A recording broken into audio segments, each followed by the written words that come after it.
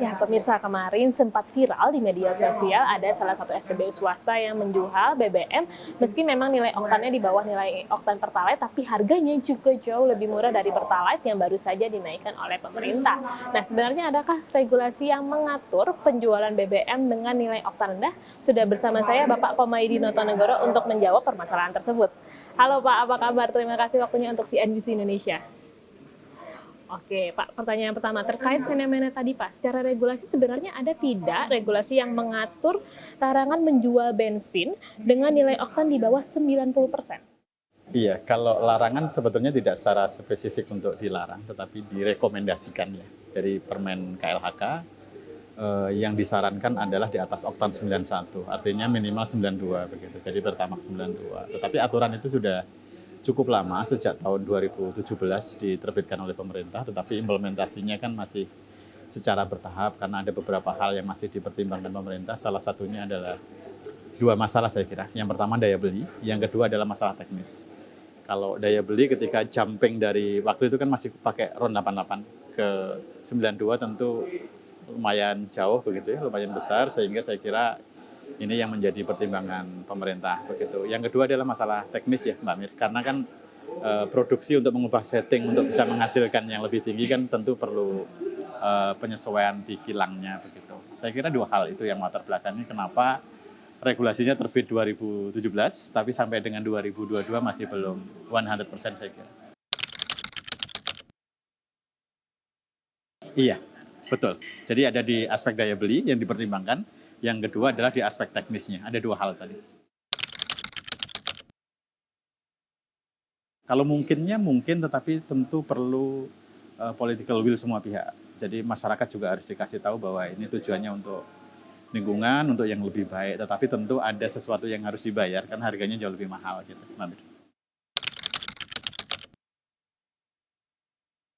Nah ini di kita seringkali begini ya, lintas sektor. Jadi PR-nya adalah duduk barengnya nggak kurang begitu ya Mbak. Jadi seringkali hanya fokus di tupoksinya masing-masing atau KPI-nya masing-masing. Saya kira dari perspektif teman-teman di KLHK memang itu bagus begitu.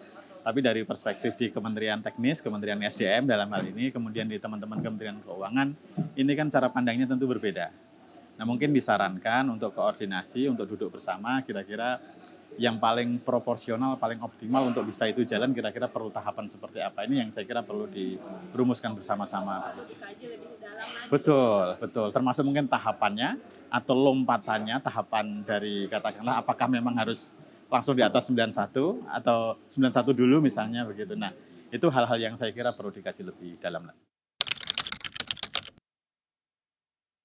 Oh iya, saya kira kan kalau lompat kan dampaknya ke sosial ekonominya cukup besar Mbak Mir. Kayak ini kan berkaitan dengan daya beli masyarakat, yang mana BBM ini kan menguasai hajat hidup masyarakat luas. Jadi kalau ini naiknya signifikan, khawatirnya juga ada tekanan di aspek ekonomi. Betul, betul. Saya melihatnya di situ Mbak Mir.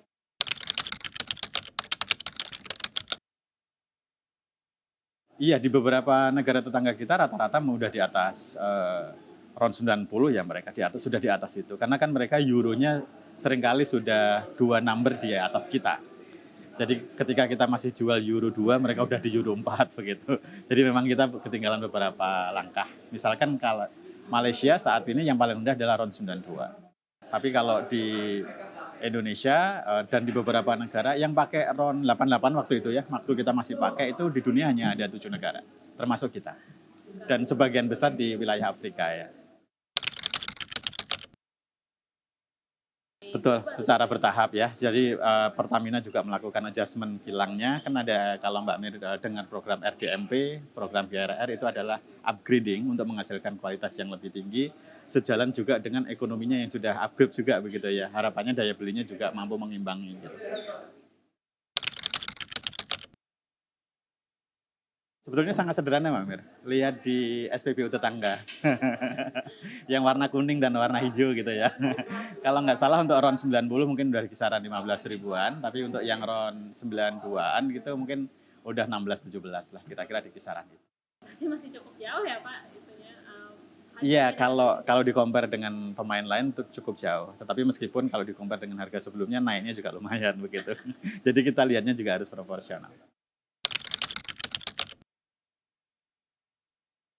Yang paling terasa adalah di tarif angkutan umum ya. Kalau yang dikeluhkan oleh kebetulan kan banyak juga kerabat yang putra-putrinya bersekolah pakai angkutan umum.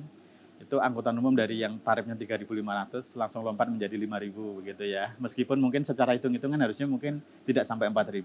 Nah, ini saya kira yang perlu diperhatikan oleh pemerintah pusat dan pemerintah daerah untuk memastikan bahwa memang dampaknya sesuai dengan yang wajar begitu. Kalau memang harusnya naiknya cuma sampai di 4.000, Pemda harus memastikan jangan sampai ke 5.000. Karena kadang-kadang kan ini menjadi momentum untuk para pihak mengambil peluang yang semestinya tidak terkait juga ikut naik gitu loh Mbak. Nah ini yang saya kira sama-sama kita kawal, terutama untuk teman-teman di pemerintah pusat dan pemerintah daerah untuk memastikan supaya daya beli masyarakat tidak tertekan terlalu dalam.